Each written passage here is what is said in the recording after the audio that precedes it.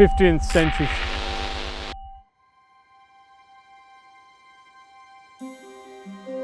France is home to thousands of magnificent chateaux. However, many are now abandoned and crumbling wrecks.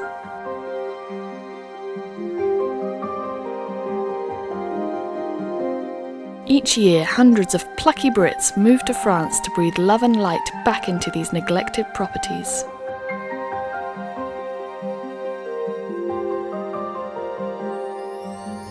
All across France, these inexperienced chatelains are adapting to their new roles and the daily problems that arise. Come with us to follow their journey on new lives in the abandoned chateau I escaped to do DIY in the sun. Today, we head to central France where we meet Montague, who is viewing his chateau for the very first time after packing in his corporate job in central London in search of a quieter life.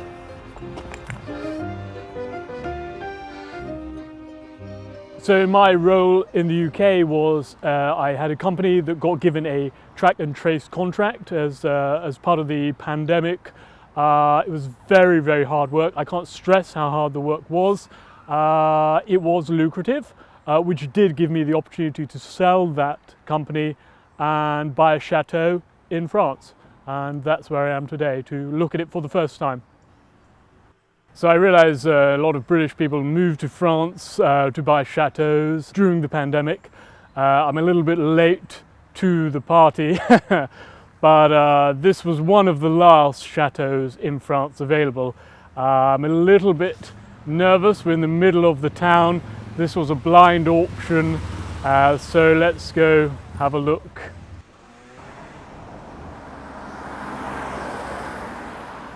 I think it's over there. I mean, it's a very busy street. They said it was central to the town, which is always good for amenities. Lots of cars. I think it's here.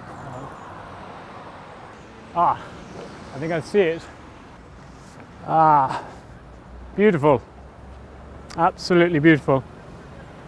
I'm totally blown away. This is a 15th century chateau. It used to be the gardener's house. And I just think back in the 15th century, imagine what kind of home I would have had if this was the gardener's, you know. The only problem I can kind of see is that it is in the middle of the town. It's by a roundabout opposite a Domino's Pizza. Being in the centre of the town will have its advantages, and Montague is not short of ideas for how to get the wider community involved in restoring this 15th century chateau.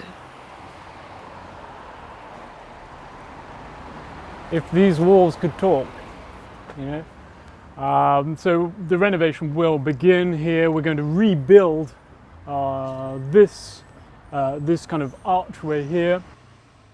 And for that, we probably will set up a YouTube account and a Patreon, which will allow people to get involved to help us restore this building. And I find that very important. That's very important that others are involved, and then this helps the wider community. Some of the positives are that we can get local tradesmen literally on our doorstep. And the fact that, you know, there's a sushi bar there, there's a pizza restaurant, there are cafes. I know the French like to take a lunch break. That's fine, you know, we are in France, so they're just there. And if I need to call them and get them, I can just say, you know, Jean-Pierre, Jacques, viens ici, travaille dans mon château, s'il vous plaît.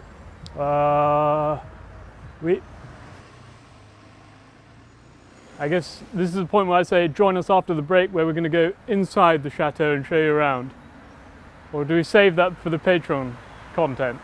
I don't know. See you after the break.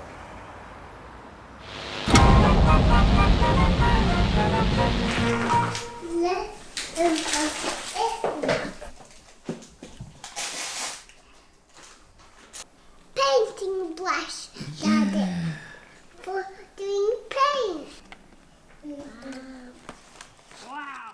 October is birthday season in our home. After some wet weather, it was the perfect opportunity for a treasure hunt. One for you. There's going to be a card with a picture on it. Where's that in the garden? Can you see an envelope?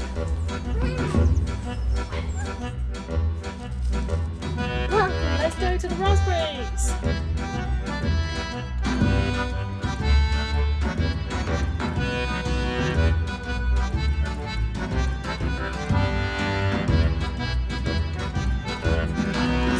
To the chicken!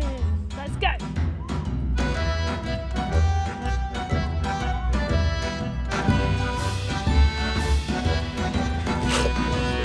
Tastes like.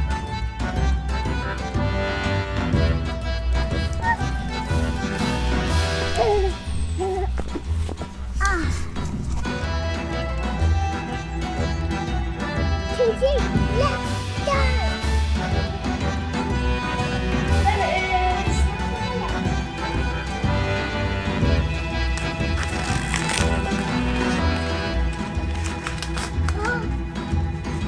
Where are we going to go? My bedroom.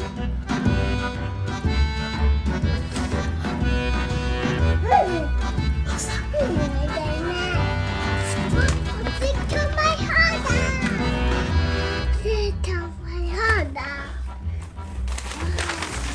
This is from Nana and Papa. Oh, I was saying Nana and Papa.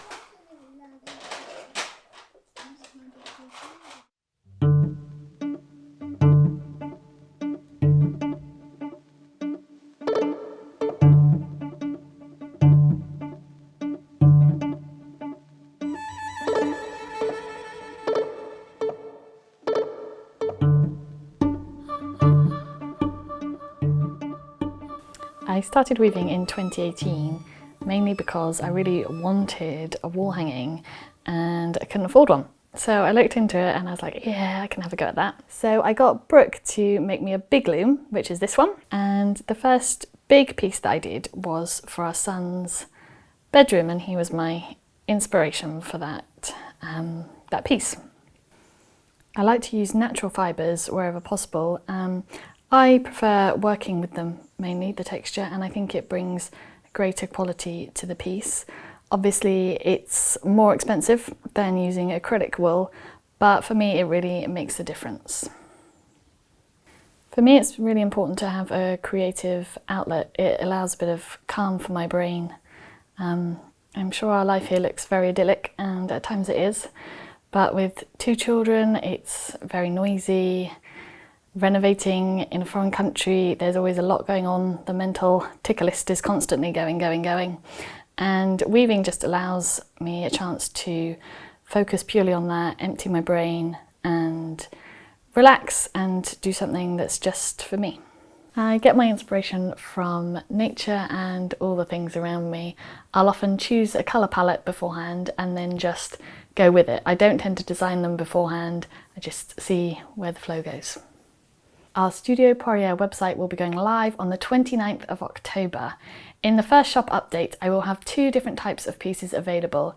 These round ones, which are mounted on the metal frame, and the type behind me, which is a more traditional type, which I will cut off the loom and then mount on a metal rod. You don't need a lot of equipment to get started, so if it interests you, I definitely encourage you to have a go. However, if you like speedy results, this may not be the craft for you. It is painstakingly slow. However, I feel that's really part of the joy and the love and effort that goes into it. Hopefully you can see in the finished piece.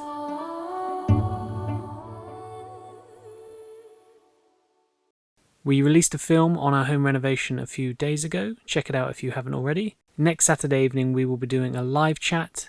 It should be a lot of fun as we'll be opening our online shop, taking questions, revealing our new community forum and an interactive giveaway. So we hope you can join us, and we'll see you next week. Bye.